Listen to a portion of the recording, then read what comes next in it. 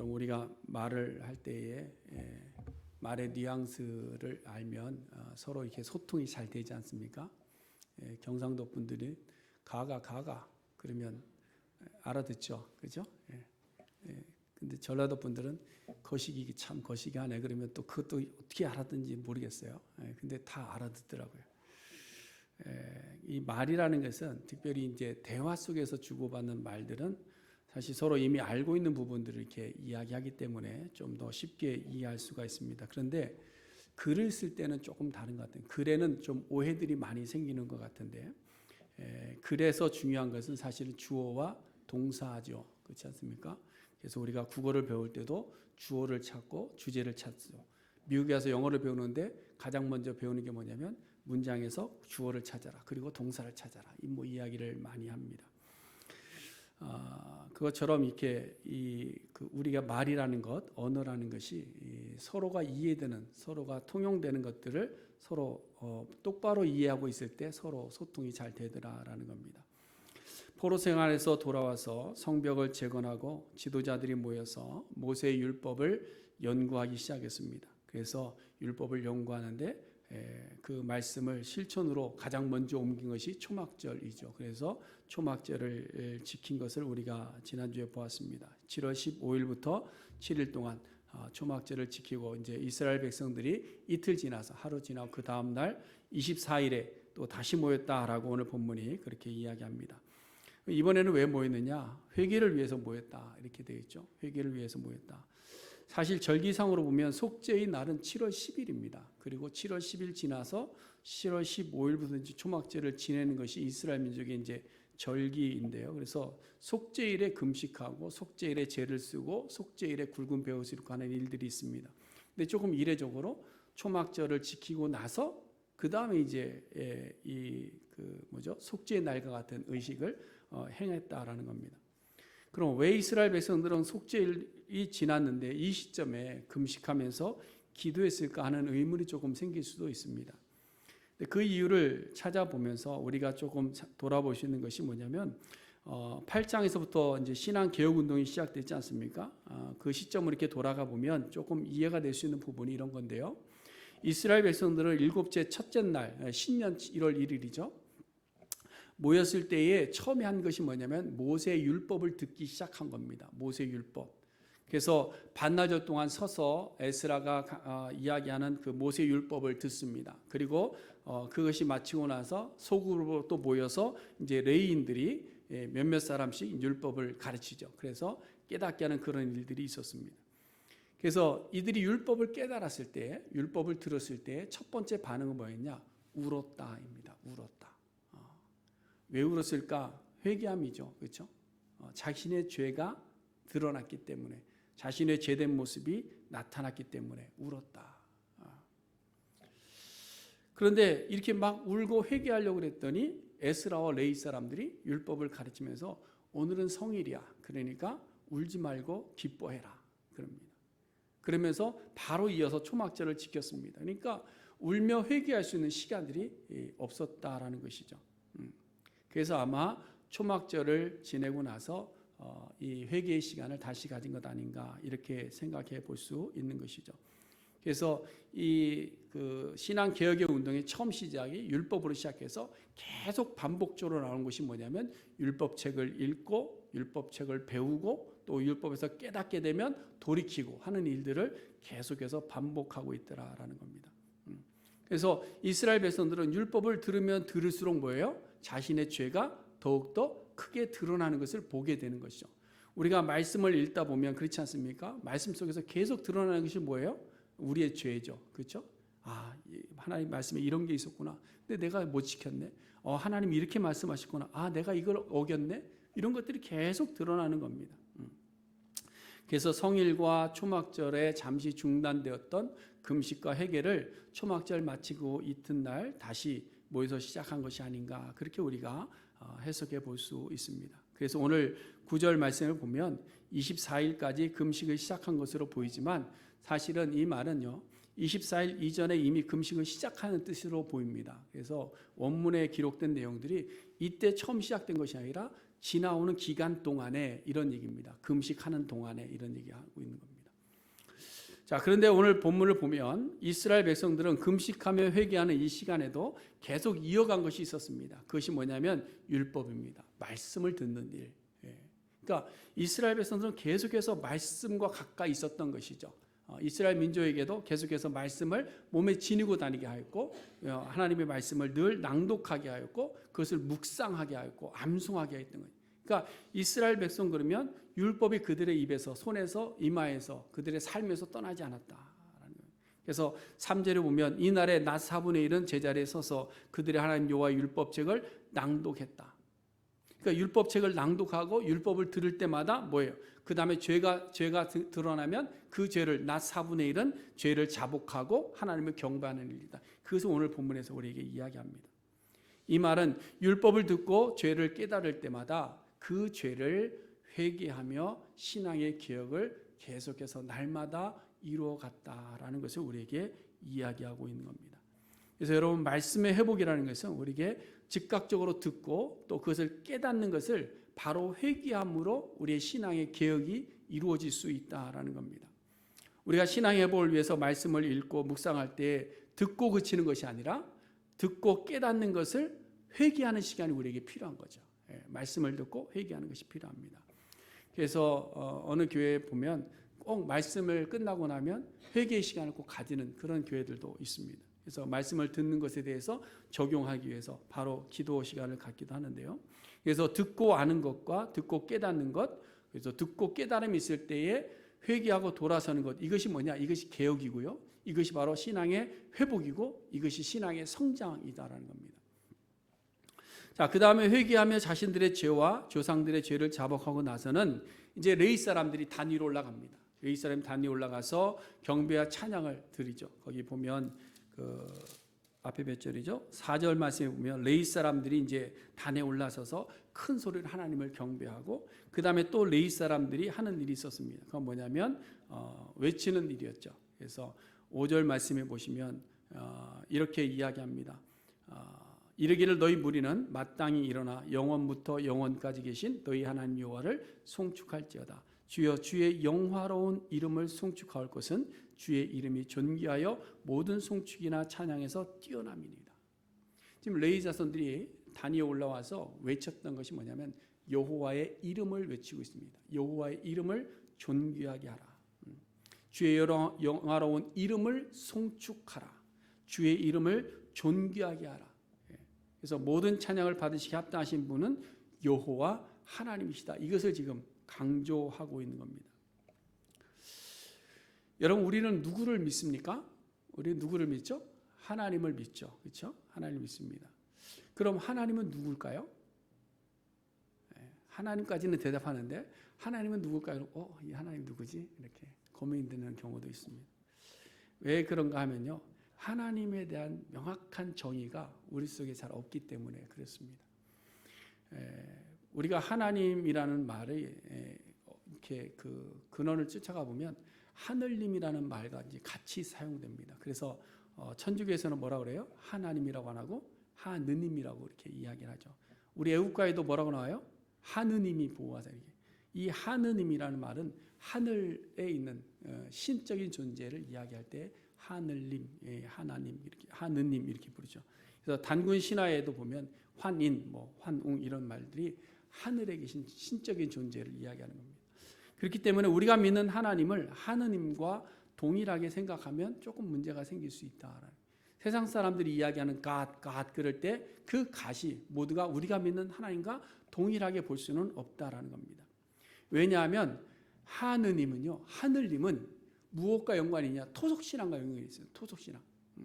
모든 토속신앙들은 하늘님을 가지고 있습니다. 그렇죠? 모든 민화와 민족들은 종교성이 다 있어요. 그래서 각기 부족마다, 각기 나라마다 자신들의 하늘님이 있어요. 그래서 종교성으로 그들이 삶을 가져갑니다. 우리나라의 샤머니즘은 아주 다양한 하늘님을 섬기는 모양이죠. 그래서 다양한 형상들을 통해서 믿어오는 거죠. 그래서 동학사 밑자락에 가면 3,000여 종의 하늘님들을 섬기고 있습니다. 그래서 가다가다 이렇게 중간중간 가다 보면 하얀 소복들을 많이 보고요. 그 다음에 촛대를 많이 보고 돌이 세워져 있는 것을 많이 보고 뭐 이렇게 걸려 있는 것들을 좀 많이 보게 되는데 그게 다 뭐냐면 각자가 섬기는 하늘님들을 어떤 그 물체들을 형상들을 통해서 섬기고 있는 그런 모습들입니다. 근데 성경에서도 보면요, 각기 민족들과 시대를 따라서 자신들이 섬기는 신들이 꼭 존재했습니다. 이 신들은 눈에 보이지 않는 신도 있지만 주로 우상이라는 형상을 가지고 섬겼던 것이죠. 그래서 눈에 보이는 형상을 통해서 이것이 우리의 하늘님이다 이렇게 섬겨왔던 것이죠. 그리고 간혹 권력자들은 또 스스로를 신격화하기 시작해서 스스로가 하늘님의 자리를 차지하려고 하기도 했습니다. 그러므로 우리가 갓이라고 해서 다 같은 갓이 아닙니다. 우리가 기도한다고 해서 다 우리와 같이 하나님에게 기도하는 것은 아니다라는 것을 우리가 먼저 알아야 될 줄 압니다. 그럼 우리가 믿는 하나님은 누군가? 그 하나님의 이름은 뭔가? 우리가 경배하고 찬양해야 되는 하나님은 어떤 하나님인가 하는 거예요. 어떤 하나님인가? 성경에서 우리에게 가르쳐진 하나님의 이름이 뭘까요? 성경에서 우리에게 유일하게 가르쳐주신 하나님의 이름이 있습니다. 그것은 바로 야훼입니다. 야훼. 이 야훼가 오늘날의 여호와로 바뀐 것이죠. 그러니까 이 야훼라는 이름만이 하나님께서 직접 우리에게 주신 하나님의 이름입니다. 그래서 6절 말씀 보시면 주는 오직 주는 여호와시라 이렇게 되어 있죠. 이 여호와라는 원문을 보면 원문이 야훼입니다. 야훼.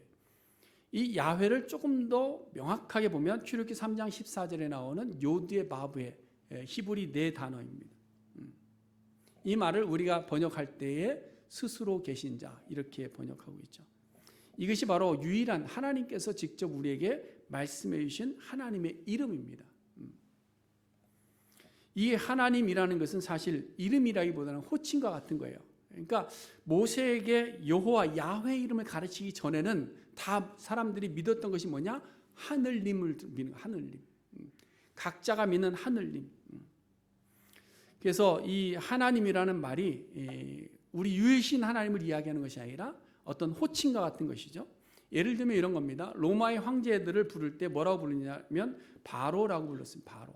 그러니까 모든 황제를 바로. 그건 황제다라는 의미입니다. 우리나라도 말하면 왕 그러면 뭐예요?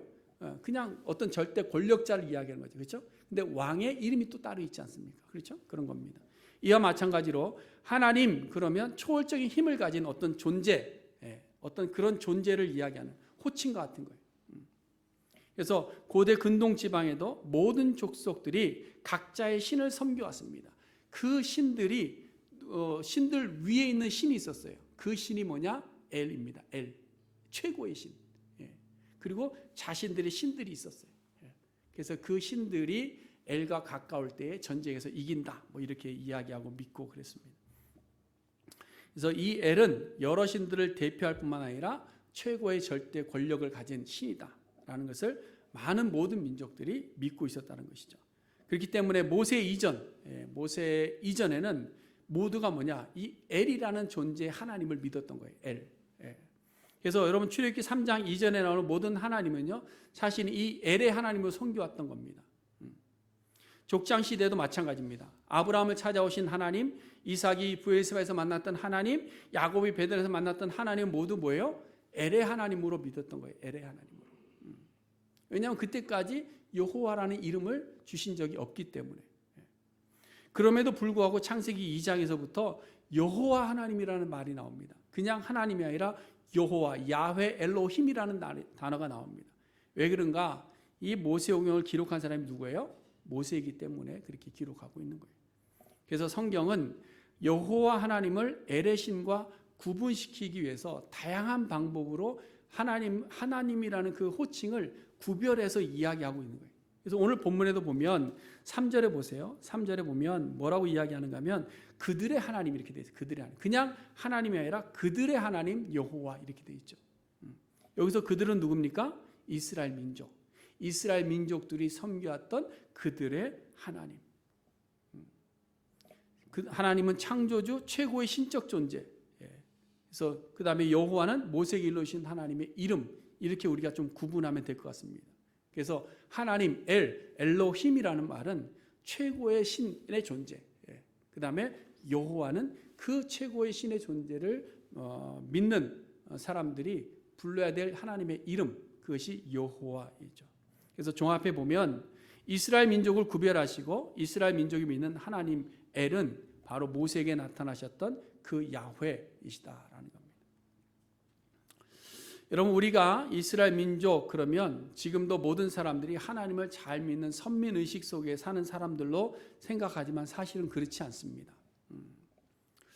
예전에 어느 기자가 이스라엘 민족들, 유대인들 속에 예수님에 대한 인식을 좀 알고 싶어서 이렇게 인터뷰하고 조사했던 일이 있었습니다. 그래서 예수를 어떻게 생각하느냐, 예수가 누구라고 생각하느냐 이렇게 질문할 때 사람들이 다양한 대답들을 하고 있었는데요. 어떤 사람들은 랍비로 하는 사람들이 많았습니다. 주로 많은 유대인들이요, 예수 그러면 랍비 이렇게 생각하는 사람들이 주로 많습니다. 그런가 하면 많은 사람들이 또 이 예수 그러면 선지자로 이해를 합니다. 선지자, 그냥 뭐 이사야 선지자와 같이 그런 동급의 어떤 선지자로, 좀 큰 선지자처럼 생각을 하는 사람도 있습니다. 근데 좀 특이한 부분 중에 하나가 뭐냐면 유대인이고 이스라엘 백성인데 어떤 한 여자분이 예수님에 대해서 물었더니 나는 예수를 믿지 않습니다. 이래요. 예수는 실존의 인물이 아니고 나는 종교도 없습니다. 종교를 가진다는 이유는 사람들이 나약하기 때문에, 연약하기 때문에 가진 걸 아닙니까? 라고 이야기하는 것을 제가 이렇게 들었는데요. 일반적으로 이 땅에 있는 많은 사람들이 종교를 가지는 이유가 그런 거지 않습니까? 우리의 연약함을 깨닫게 될 때에 절대적인 어떤 신의 존재를 의지하기 위해서 자기들의 신, 하늘님을 가지는 것이죠. 이것을 성경은 뭐라고 얘기해요? 종교심이다 이렇게 얘기합니다. 종교심이다. 그래서 사도 바울이 사도행전 17장에서 이야기할 너희를 보니 범사에 종교심이 많다 이렇게 이야기하고 있는 거죠. 이것은 너희가 신앙이 참 좋다 이 얘기를 하는 것이 아니라 종교적인 의식들과 종교심을 가지고 있더라라는 거예요. 그래서 사도 바울이 아덴에서 선교할 때 그 지역의 우상들을 보면서 신의 존재에 대한 변론들을 하면서 그런 이야기를 하는 거고 있는 겁니다. 근데 오늘날 많은 종교들이 있습니다. 그 종교들도 마찬가지죠. 많은 우상들을 섬기며 각자 하나님을 부르는 이유는 다양한 종교성 때문입니다. 그래서 다신론자들은 이야기할 때 그냥 각자 자기 신들 섬기면 된다 이렇게 얘기하고 있는 거죠. 왜냐하면 그냥 신이라는 존재가 종교심에서 나오는 의지의 대상이기 때문에 그런 거죠. 그러니까 예전에 저희 성악을 가르쳤던 선생님 어머니가 굉장한 불교 신자였는데요. 그분 집에 갔더니 한번 그런 말씀하세요. 왜 교회는 자꾸 전도하는지 모르겠다고. 그냥 너희는 예수 믿고 우리는 부처님 믿고 그냥 각지 믿으면 되지 뭐 이렇게 자꾸 전도해서 뭐 구원이 여기 있다 저기 있다 이야기하느냐 그런 얘기를 들은 적이 있는데요. 종교심이라는 것은 그런 겁니다. 그렇기 때문에 뭐 이렇게 내가 속으로 믿는 것이 있으면 되는 거예요. 그걸 만족하는 겁니다. 그래서 하나님의 말씀에 순종하지 않고 하나님을 경외하지도 않고 하나님을 믿는 것도 그냥 내 형편에 따라서 필요할 때 믿고 하는 거죠. 그것이 뭐냐? 종교심이다. 그래서 말씀을 회복하고 말씀을 통해 하나님을 알지 못하고 하나님을 믿게 되면 어떤 일이 일어나느냐? 종교심에 대한, 그래서 우리가 교회를 출석을 하고 하나님을 믿는다 할지라도 우리가 하나님의 말씀을 회복하지 못하고 하나님의 말씀 속에서 우리에게 전해주신 하나님의 이름의 뜻을 분명히 알지 못하면 우리는 여전히 종교심을 가지고 그냥 엘의 하나님만을 바라보면서 그냥 내가 힘들고 어려울 때 나를 도와주시는 분으로만 우리가 믿고 따라간다라는 사실이죠. 그러다 보니까 뭐예요? 그것이 만족되지 못하면 또 다른 신을 찾아가게 되는 겁니다. 여러분, 오늘 우리가 읽은 말씀은 우리가 믿고 경배해야 되는 하나님이 어떤 하나님이신가에 대해서 분명하게 우리에게 말씀하고 있는 것을 봅니다.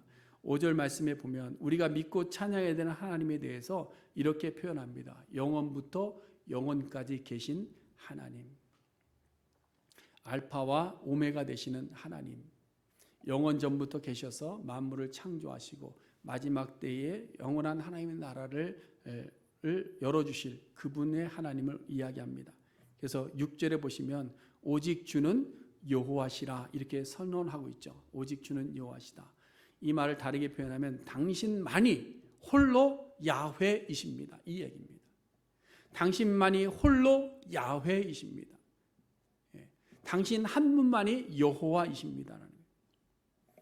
그리고 그 뒤에 설명하는 것은 천지를 창조하신 하나님에 대해서 기록합니다. 다시 말해서 당신은 천지의 창조주 하나님이신데 당신의 이름이 여호와이십니다라고 이야기하고 있는 거죠. 일반적으로 창조주 하나님을 지칭할 때는요, 엘로힘을 사용합니다. 엘로힘. 이것은 하나님이라는 존재, 하늘님에 대한 이야기를 하고 있는 것이죠. 근데 출애굽기에서 모세에게 주신 야훼, 여호와 이름을 지금 여기에 덧붙여서 지금 이야기하고 있는 데는 이유가 있다라는 것이죠. 엘로 시작하는 하나님, 주로 전능자 하나님으로 표현되는데요. 창세기 1장 1절에 태초에 하나님이 나오는데 그 하나님 뭐냐? 엘로힘이 천지를 창조하셨다. 17장에서 아브라함에게 나타나신 하나님도 무슨 하나님? 전능의 하나님, 엘 샤다이 이렇게 되는 겁니다. 다시 말해서 일반적인 종교심을 가진 모든 사람들이 생각하는 그 엘의 전능자를 지금 강조하고 있는 겁니다. 근데 그 엘로힘 하나님을 오늘 본문에서 6절에서는 무엇으로 표현하고 있느냐? 여호와 야훼로 표현하고 있는 거예요. 원래 그 뒤에 나오는 말을 설명하기 위해서는 주는 하나님이시다, 당신은 엘로힘이십니다 이렇게 얘기해야 되는데 오늘 본문은 주는 야훼이십니다, 여호와입니다라고 이야기하고 있다는 거예요. 이 말은 뭐냐? 천지를 창조하신 그 너희들이 믿는 하늘님이 바로 모세에게 말씀하셨던 여호와다, 이 말을 강조하고 있는 거예요. 그래서 7절 말씀에서 그것을 분명하게 이야기하기를 주는 그러면서 하나님 엘로힘은 여호와 야훼이시다. 유아 야훼 엘로힘 이렇게 되어 있는 거죠. 그러면서 이번에는 아브라함을 택하시고 아브라함을 불러내셔서 내신 하나님을 엘로 표현합니다. 엘. 그 엘을 모세에게 말씀하셨던 야훼로 지금 연결하는 것을 6절과 7절에서 우리에게 이야기하고 있는 거예요. 너희들이 믿었던 그 하나님이 하늘님이었는데 그 하늘님이 바로 누구다? 여호와다. 그 여호와가 아브라함도 불러내서 아브라함 되게 하셨다. 이 말씀을 지금 하고 있는 거예요. 그래서 아브라함이 갈대아 우르에 있을 때는 하나님을 만났을 때 그 하나님이 누구로 믿고 만났냐? 엘의 하나님으로 믿고 만났어요. 엘. 그의 아버지 데라가 그곳에서 우상을 만드는 일을 하고 있었다는 것을 보면 알 수 있는 거죠. 왜냐하면 모든 우상들은 누구를 섬겼느냐? 엘을 섬겼거든요. 엘. 여러분 시적사에서는요, 이 사람은 하나님을 믿는데 이 사람은 다른 신을 섬긴다, 이런 게 있을 수가 없어요. 그렇죠? 부족 국가를 가보시면요, 추장이 딱 믿는 어떤 절대적인 신적 존재가 있으면요, 모든 부족들이 그 신적 존재 앞에 무릎 꿇을 수밖에 없는 겁니다. 그것이 시족사예요. 그렇기 때문에 데라가 우상을 만들며 엘을 섬겼다고 한다면 아브라함도 동일하게 엘을 믿었던 것이라고 우리가 볼 수 있는 것이죠. 그래서 아브라함이 가나안 땅에 와서 믿었던 엘로힘, 그 하나님도 마찬가지입니다. 이삭도 야곱도 분명히 하나님을 무엇으로 믿느냐? 엘의 하나님으로 믿는 거예요.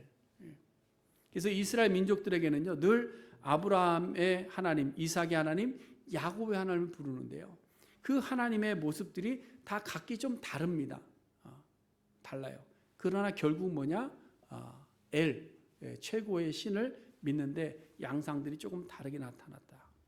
근데 그 엘이 누구냐? 여호와다라는 것을 지금 성경이 우리에게 증명하고자 6절과 7절이 좀 다르게 표현되고 있는 것이죠.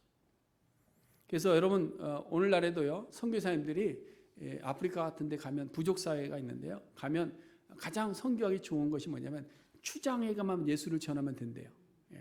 추장만 변화되면 온 그 부족은 그냥 따라서 바뀌어진다는 것이죠. 그러니까 그 추장에게 그 추장이 믿고 있는 엘의 하나님, 어떤 엘의 신적인 존재가 바로 예수 그리스도다라는 것만 이렇게 연결시켜서 이해시켜주고 깨닫게 하면 완전히 변화된다는 거예요. 그래서 제사의 형식도 가지고 있고 제사장의 형식도 가지고 제물의 형식도 다 이미 가지고 있기 때문에 그들이 생각하고 있는 하나님에 대한 분명한 아이덴티티가 뭔지를 알려주면 그 부족은 완전히 변화될 수 있다라는 겁니다. 근데 이것이 오늘날 선교사들의 선교 전략이냐? 사실은 사도행전으로 돌아가면요, 사도 바울이 그랬습니다. 사도행전이 다시 17장에 가보면요, 데살로니가와 베레아를 지나면서 많은 핍박을 받으면서 피신해서 옮겨가는데 아덴까지 갑니다. 아덴에 가서 이제 복음을 전할 기회가 있었는데요, 아덴이라는 지역에서 그 지역에 이제 아레오바고라는 이제 언덕이 하나 있습니다. 그 언덕은 당시에 법정 같은 곳이에요. 법정, 법원 같은 곳인데요. 이곳에 사람들이 많이 모여 있을 때 거기서 이제 복음을 전하는데요. 이렇게 이야기를 합니다. 너희들에게 종교심이 많다. 내가 너희들을 보니까 각 집집마다 단들도 있고 또 너희들이 어떤 우상들을 만들어 놓고 신에게 제사하는 일들을 내가 다 봤다. 그걸 보니까 너희들이 참 종교심이 있다. 그런데 너희들이 지금 섬기고 있는 그 엘의 하나님은 사실은 누구인지도 알지 못하면서 섬기고 있는 거야 라고 이야기합니다. 그러면서 천지를 창조하신 그 엘의 하나님이 바로 육신을 입고 이 땅에 오신 예수 그리스도다라고 연결을 시켜주고 있는 거죠.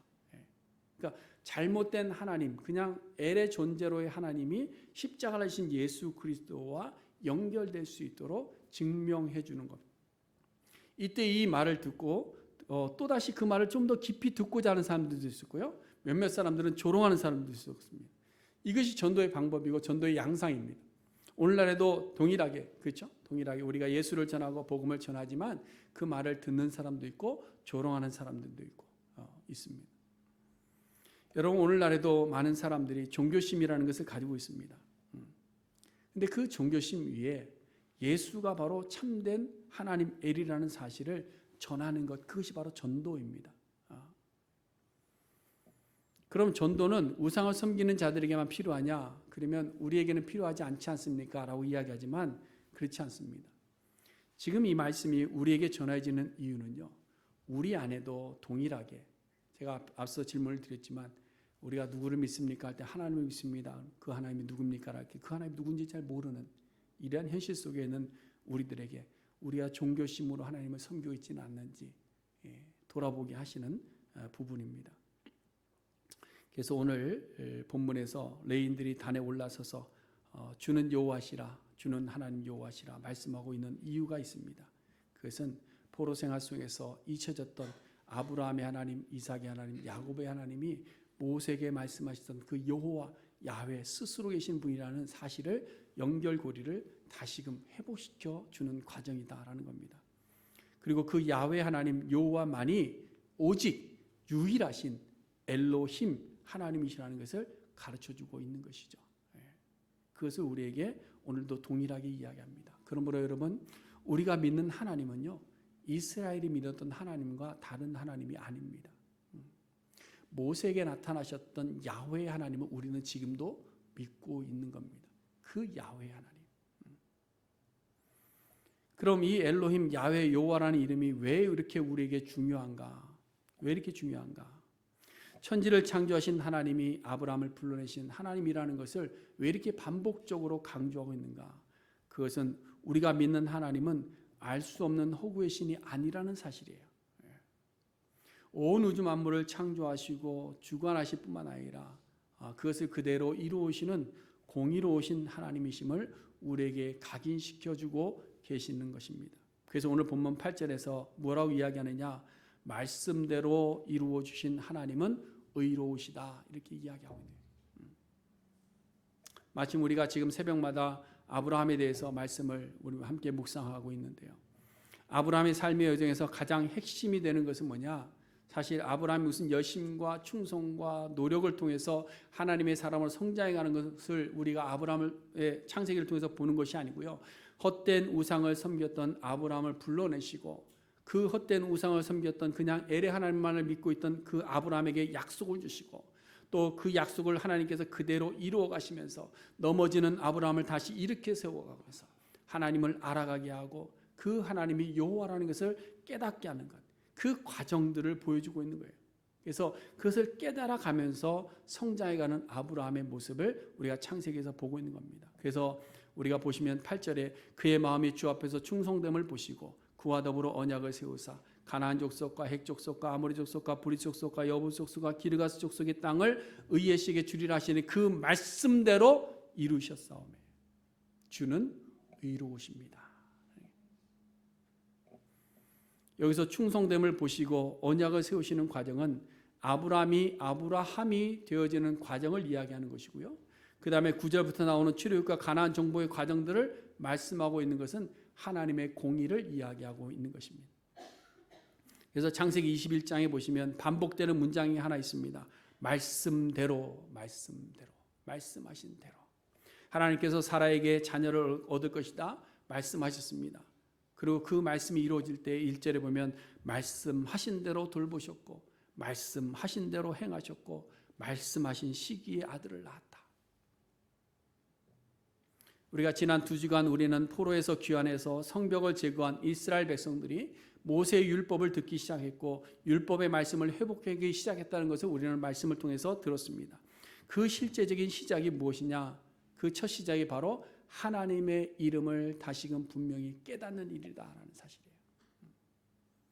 그 여호와 하나님만이 오직 나의 주가 되심을 다시 한번 회복하고 깨닫는 것이 우리의 신앙의 회복의 첫걸음이다라는 사실입니다. 여러분, 신앙은 그래서 신앙의 대상 되시는 하나님을 분명히 알고 우리가 섬겨야 돼요. 우리가 믿는 하나님은 엘의 절대자에서 그치는 그 하나님이 아니시다는 거예요. 스스로 계셔서 우주 만물을 창조하셨을 뿐만 아니라 이스라엘 민족을 구별하시고 아브라함을 불러내시고 그를 성장시켜 하시면서 그들이 범죄할 때 실수하게 넘어질 때 다시 일으켜 세워주시고 그들이 포로로 잡혀갔을 때 다시금 회복시켜 주시고 장차 오실 그 미래를 바라보면서 그 하나님을 바라볼 수 있게 하시면서 인도해 가시는 그 여호와, 그 공의의 하나님을 믿는 것입니다. 이것을 어떻게 우리가 그러면 알 수 있느냐? 성경입니다. 성경. 다른 것이 없어요. 그 여호와 하나님이 어떤 하나님이신지 어떻게 알겠어요? 그렇지 않습니까? 성경을 아니면, 성경을 모르면 그 하나님을 알 길이 없는 거예요. 그래서 제가 계속해서 반복하지만 똑같은 말인 줄 알면서도 또 하고 또 하고 또 하고 지금 10년째 10년째 계속 하고 있는 말이 하나님의 말씀을 읽어야 되고 하나님의 말씀을 묵상해야 되고 하나님의 말씀을 깨달아야 되고 하나님의 말씀 속에서 하나님을 찾아야 되고 하나님의 말씀 속에서 예수를 찾아야 된다는 것을 계속해서 말씀드리고 있어요. 왜? 다른 곳에서 하나님을 발견하면 그냥 엘의 하나님만 알 수 있어요. 세상 가운데서는요, 엘의 하나님의 존재를 우리는 많이 볼 수 있습니다. 자연 만물 가운데서도 세상에 돌아가는 과정 속에서도 또 심지어는 다른 종교 안에서도 엘의 하나님은 찾을 수가 있습니다. 그러나 여호와 하나님은 하나님의 말씀 외에는 찾을 길이 없더라. 우리에게 성경은 그래서 갈대아울에서 아브라함을 부르시던 그 음성과 똑같은 겁니다. 그래서 우리에게 성경은 환상 중에 아브라함에 임하신 방패의 하나님과 똑같은 거예요. 그래서 하나님의 말씀을 읽을 때 우리가 하나님의 보호하심을 우리가 깨닫게 되는 거예요. 우리에게 성경은 뭐냐? 브엘세바에서 이사에게 임하셨던 하나님의 약속과 같은 겁니다. 그래서 하나님의 말씀이 우리에게 임할 때 우리는 하나님을 경외할 수 있는 거예요. 우리에게 성경은 무엇이냐? 베델에서 야곱에게 주신 하나님의 복과 같은 겁니다. 그래서 우리는 하나님의 말씀을 읽을 때 하나님 우리에게 무슨 복을 주시는지를 분명히 알고 그 복을 우리가 받았을 때 기뻐하고 감사할 수 있게 되는 거예요. 그래서 하나님의 말씀 안에서 우리가 여호와 하나님을 깨닫게 될 때 우리의 신앙은 자라가게 될 줄로 믿습니다. 우리가 말씀 안에서 이 여호와 하나님을 만나고 또 공의로우신 그 여호와 하나님을 깨달아 알게 될 때 우리는 고백하게 될 겁니다. 오직 여호와 한 분뿐입니다. 오직 여호와 한 분뿐입니다. 이제는 우리에게 하나님 그러면 여러분 그 하나님은 그냥 절대자의 하나님이 아니라 스스로 계시는 야훼 여호와 하나님임을 우리가 분명히 깨달아 알고 그것을 확실히 믿는 믿음으로 성장해 갈 수 있는 우리 모두가 될 수 있기를 간절히 소원해 드립니다. 기도하겠습니다.